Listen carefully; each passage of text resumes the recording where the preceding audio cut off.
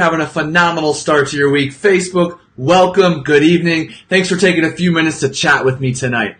This evening, we are going to talk about a strategy that might give you that little edge, that little, let's call it 2 to 3% to help you feel mentally, psychologically, emotionally, and physically full at the end of a meal when you are dieting. I mean, we've talked at great length, and we will continue talking about great length about specific nutrition strategies, i.e. food choices, food timing, and things like that to help keep your hunger more manageable and those cravings down as low as possible.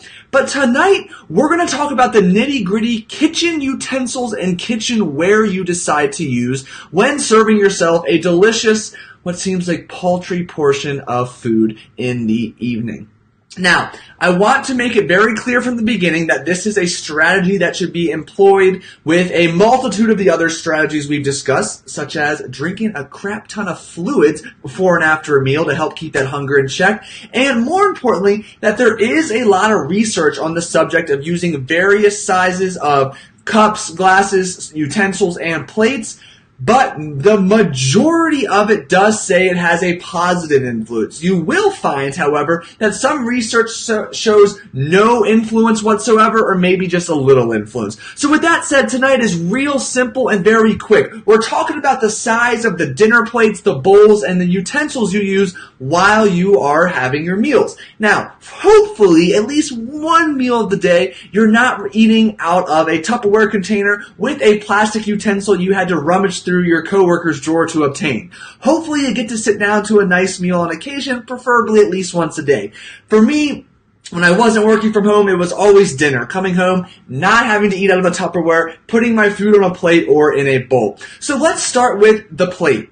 Most dinner plates are 11 or so, or 9 to 11 inches, I should say. And for some reason, it continues to slowly grow, as I could talk to you at great length on how portion sizes have increased exponentially the last few decades.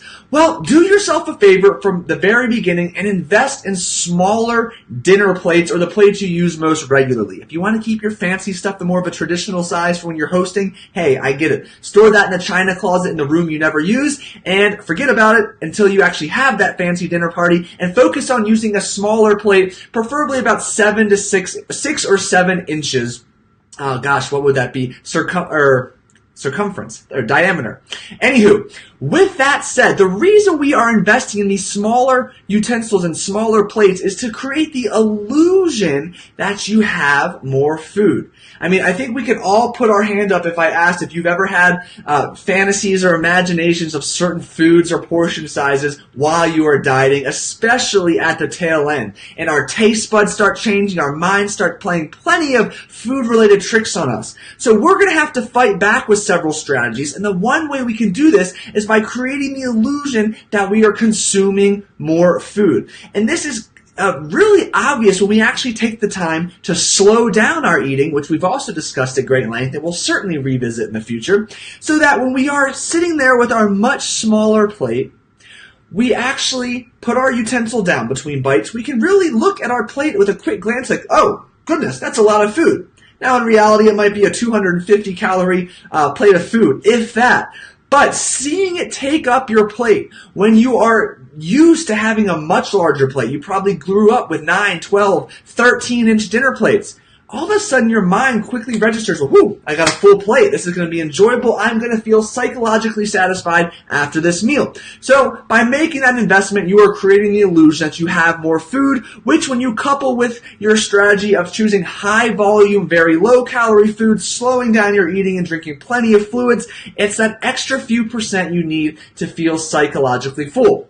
Furthermore, building off of this, we're choosing very small bowls as well. If you're having a bowl of fruit or a bowl of oatmeal, well, it's going to look that much more satisfying if it's slightly over the top of the bowl or almost overflowing. You're like, oh my goodness, that is quite a large portion. I can't wait to devour that. Slowly, of course, and at the same time, your mind is registering like, oh my goodness, the food in that bowl is almost overflowing from the edge. Again, that little tidbit is going to help enhance your psychological feeling of satiety once you finish the meal.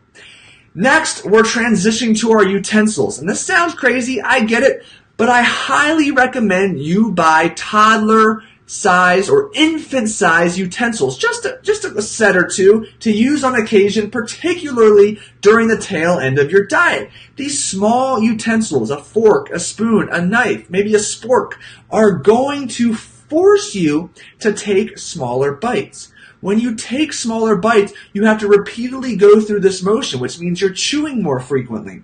That chewing motion in and of itself stimulates the release of satiety signals to be sent to the brain to help encourage, again, psychological but also physical fullness while you're at the meal. So invest in a set or two, keep them handy, use them maybe just for one meal. Heck, use them for all meals during the day. I know when I'm dieting, I always consciously pay attention to them, but now I've actually graduated, if you will, to the point where I use very small spoons and forks as often as possible.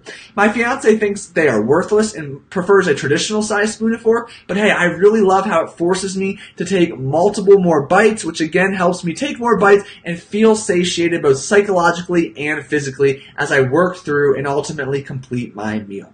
So again, plain and simple, smaller plates, smaller bowls, smaller utensils, all to enhance physical and psychological satiety. Oh, Liz, that's a great idea too, using chopsticks. If you're not a chopstick vet, which maybe I need to get sushi more because I gotta practice, that is an easy way to make it kind of a struggle to get every bite. And again, that will slow down your eating speed to reap the many benefits associated with that. Liz, that was awesome. Thank you for sharing that. So questions, comments, concerns, comment below, send me a direct message, and I'll be back tomorrow night, 7:30 p.m. Eastern Time with some more awesome nutrition information based on the questions and comments you have shared with me the past year and counting. So thanks again for spending a few minutes with me this evening. Enjoy the rest of your night, and I'll see you tomorrow.